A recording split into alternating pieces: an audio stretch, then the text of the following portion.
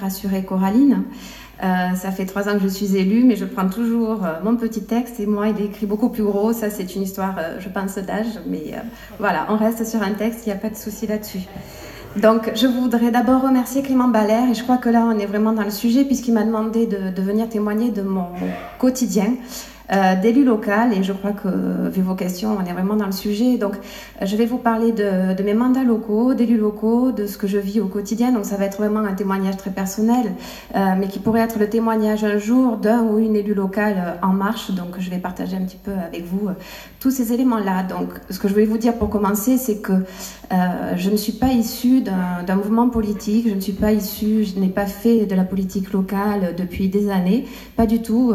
J'ai été sollicitée en 2014 par Madame Guiraud-Chaumeil qui souhaitait mener sa liste au municipal albigeoise, mais avant j'étais une profession libérale comme Jean Terlier par exemple, ou en tout cas issue de la société civile comme Marie-Christine Verdier-Joucla. Et j'ai donc été sollicitée par Madame Guiraud-Chaumeil et j'ai accepté de partir dans l'aventure, un petit peu, je dirais, dans l'inconnu, mais avec vraiment la volonté de m'investir dans la vie locale. Voilà, j'avais quelques expériences de par ma famille, avec certains qui étaient investis de leur côté, mais moi personnellement, j'avais pas du tout envisagé cela. Donc je suis partie un petit peu, comme on dit, la fleur au fusil en 2014 sur la liste de Stéphanie Guiraud-Chaumeil. Il se trouve que les électeurs ont bien voulu nous accorder leur confiance. Notre liste a gagné. J'ai été nommée, on va dire, même si le terme est un peu pompeux, mais j'ai été nommée adjointe à l'urbanisme, adjointe en charge de l'urbanisme. Et j'ai été aussi nommée vice-présidente à l'agglomération en charge des mobilités et des transports urbains. Voilà, donc ce sont des délégations qui concernent l'aménagement du territoire, et je dois avouer que ce sont des délégations qui sont passionnante. Je me suis retrouvée prise par des mandats complètement... j'ai complètement adhéré sur les sujets que je ne connaissais absolument pas. Et dans mon témoignage, ce que je voulais, c'était en rapport à vos questionnements sur vos comités locaux et les actions que vous pourriez porter sur les comités locaux, justement. Nous, on n'agit pas dans les comités locaux, mais en tout cas, on agit dans des comités de pilotage. Sur des dossiers. Donc, je vais vous parler, moi, des dossiers que j'ai eus, non pas à piloter, mais en tout cas, on va dire, à gérer, mais pas toute seule, parce que des mandats d'élu local, c'est pas un mandat solitaire. Quand on est élu local, c'est une équipe. Donc, je vais vous évoquer les quelques dossiers sur lesquels j'ai eu à agir pour vous donner des exemples. Mais on a ici Bruno Cruzel, qui est adjoint aussi à la jeunesse à la mairie d'Albi, qui pourrait vous parler de son expérience, ou Sylvie Pasco-Vialard, qui est adjointe au scolaire, qui pourrait vous parler de la sienne, Jean-Michel Boite, qui s'occupe de l'agriculture urbaine. Voilà, donc c'est vraiment des éléments, des dossiers que l'on pilote avec nos collègues pour aboutir sur des actions qui s'ancrent sur le territoire. Alors pour ma part, je suis sur l'aménagement du territoire, donc j'ai eu par exemple à intervenir sur des dossiers comme le plan de déplacement urbain. Ça, c'est un dossier d'agglomération où c'est comment on va dire, mener notre politique de déplacement sur notre agglomération pour les 10 années à venir. Donc c'est un document réglementaire qui a été initié justement par Jean-Michel Boite en 2010, que j'ai repris en 2014 et qu'on va valider jeudi en conseil communautaire. C'est un dossier réglementaire, mais qui réfléchit sur comment, dans les 10 années à venir, on va organiser notre façon de nous déplacer, le poids de la voiture sur nos modes de déplacement et le poids des déplacements doux ou des transports urbains pour pallier justement à ce peut-être tout voiture. Alors ce dossier par exemple, c'est un dossier qui a été mené en concertation avec les habitants de l'agglomération. Il y a eu 3 réunions de concertation.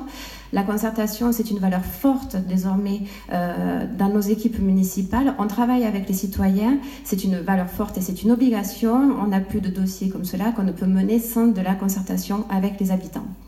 Alors là, je vous ai parlé du plan de déplacement urbain. J'ai aussi eu à intervenir sur le SCOT, le schéma de cohésion et d'organisation territoriale. Alors là, ça c'est pareil, il faut assimiler je ne me rappelle plus le mot, mais enfin en tout cas les acronymes. Voilà, donc ça aussi c'est toute une démarche intellectuelle. Donc le SCOT et le PLUI, le plan local d'urbanisme intercommunal. Alors le SCOT a été validé.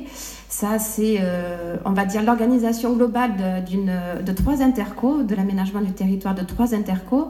L'Albigeoise, Centre-Tarn, Mont-d'Alban. Donc on réfléchit avec d'autres élus locaux à l'organisation et à l'aménagement de notre territoire. Et ce qui est très intéressant dans ce SCOT, c'est que ce territoire ressemble aussi au territoire de l'agglomération.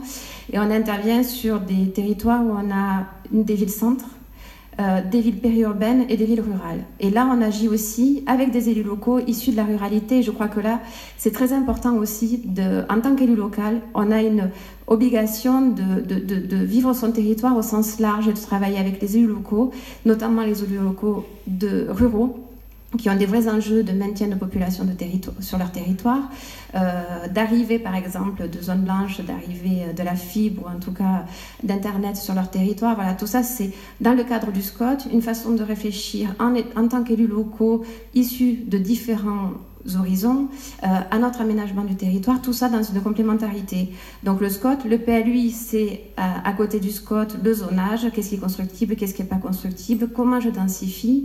Je densifie mais sans consommer de terres agricoles puisqu'on est dans une période où tout est grenélisé et puis surtout on n'est plus comme il y a 40 ans, on ne consomme pas de la terre agricole pour construire. Donc toute la réflexion intellectuelle de se dire voilà, là je densifie, j'ai des dents creuses, là ça restera de l'agricole, on réduit les territoires consommés pour construire. Le PLUI c'est ça, voilà. Donc je voulais par ce témoignage en tant qu'élu local vous montrer que la réflexion et la structuration d'En Marche, finalement, est très proche de ce que vit une élue locale au quotidien sur les dossiers qu'elle a à gérer, puisque la réflexion intellectuelle et politique est quasiment la même. C'est-à-dire comment j'agis sur mon territoire, dans l'intérêt général, pour les habitants, pour les citoyens, pour aujourd'hui, et puis surtout pour demain, puisque notamment l'aménagement du territoire, ça ne se fait pas en 15 jours. Donc ce qu'on décide aujourd'hui, ça se verra dans 10 ans, 20 ans, 30 ans, et ça c'est fantastique, puisque ça nous permet aussi de nous projeter intellectuellement sur comment je veux ma ville, mon agglomération dans 10 ans, 20 ans, 30 ans. Voilà, par rapport à ça, donc ça c'est mon exemple enfin, mon témoignage, on va dire, sur ma mission d'élu local. J'ai depuis récemment endossé aussi le rôle de députée suppléante. Alors là, c'est encore différent, mais c'est encore très intéressant. La députée suppléante, bon, il faut savoir que les députés suppléants n'ont pas de... n'est-ce pas Jean-Marc, de définition réglementaire de nos rôles. Donc en fait, chaque député fait ce qu'il veut avec son suppléant. Je sais qu'il y a aussi... Pas tout à fait. fait ce qu'il veut. Avec le rôle de son suppléant, pardon. Pardon.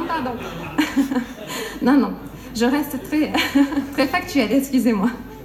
Donc voilà, fait ce qu'il veut sur le rôle de son suppléant. Donc j'ai la chance d'avoir un député, moi, qui souhaite vraiment que je sois présente sur les dossiers locaux. Donc j'interviens sur les dossiers locaux, sur une circonscription qui est aussi très urbaine, mais aussi très rurale, avec la montagne, avec les monts d'Alban.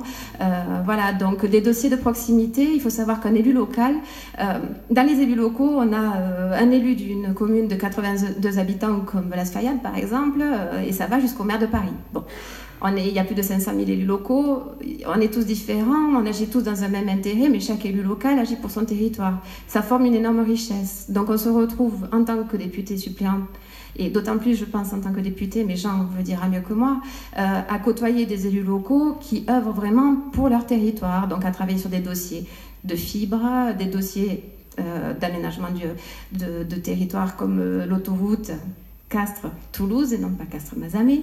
La LGV aussi, qui est un sujet de territoire malgré tout. Enfin voilà, donc des sujets comme cela. Mais on est aussi amené à rencontrer le monde économique, le monde associatif, des particuliers. Et là, on va parler d'emploi, de problématiques de fiscalité, de problématiques de retraite, de problématiques de... Je crois que j'ai pas tous les exemples en tête, mais voilà, des thématiques terriblement différentes et qui nous permettent, nous aussi, d'agir dans le quotidien de chacun et chacune. Voilà, donc je crois que ce qu'il est important, enfin ce que je souhaite en tout cas vous transmettre dans ce témoignage et dans mon quotidien d'élu local, c'est de vous dire que j'ai retenu une phrase du livre de Simone Veil qui est « Je suis passionnée par la politique, mais à partir du moment où elle devient politicienne, elle ne m'intéresse plus ». Je crois que la vie de la politique et la vie de l'élu local, c'est ça, c'est la politique au sens citoyen du terme. Comme dans En Marche, comme dans ce mouvement, nous sommes attachés à la vie citoyenne. Nous travaillons dans l'intérêt général, en concertation avec les citoyens, pour aujourd'hui, mais surtout, et vraiment ça j'insiste, pour demain, moi dans mon cas, pour les générations à venir, dans le cadre par exemple de cet aménagement du territoire. Voilà.